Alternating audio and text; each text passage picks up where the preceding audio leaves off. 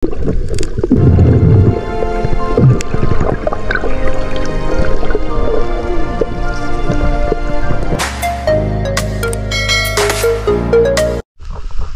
morning mga katambay, it's 5 AM in the morning. Sasakay tayo ng bangka at pupunta tayo sa Siwangag Cove. Papasyalan natin ang ating mga kaibigan doon at sasamahan natin silang mangisda gamit ang lambat.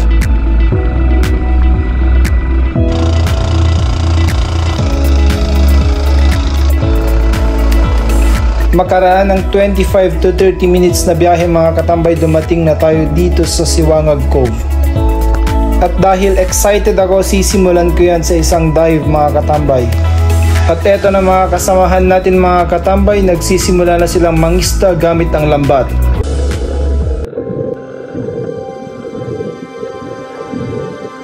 Gaya ng nakikita nyo mga katambay, sobrang daming huli ngayong araw na to. At maswerte tayo mga katambay kasi nakuhanan natin ng video ang lahat ng biyayang ito.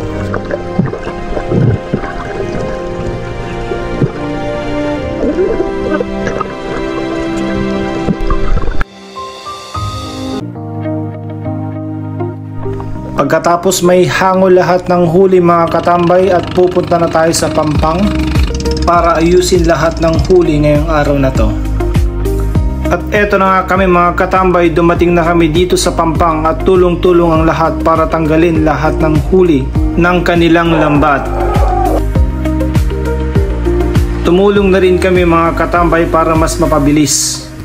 Kasi pagkatapos nila dito, ibiyahe nila ito papuntang mainland Port San Vicente. At eto na nga mga katambay, tapos na at ready na ang lahat.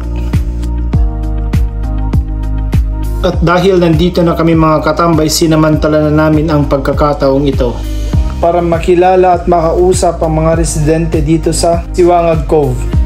At alam nyo ba mga katambay, isa sa mga residente dito ay ang batch ko nung elementary, siya si Bernadette. Shout out sa iyo batch, nice to see you again. Pagkatapos ng napaka-productive na araw mga katambay, at eto na, pabalik na kami.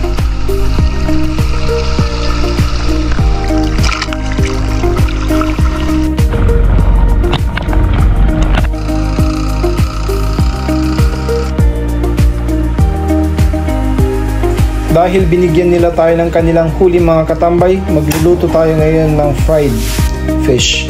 Kasi yun ang recommended nila mga katambay sa isda na to, kasi marami daw tinik. Kagandahan nito mga katambay, syempre fresh yung isda, bagong huli, kaya masarap.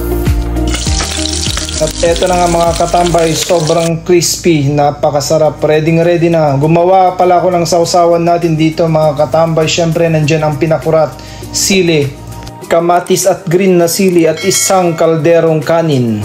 Tara mga katambay, saluhan nyo kami.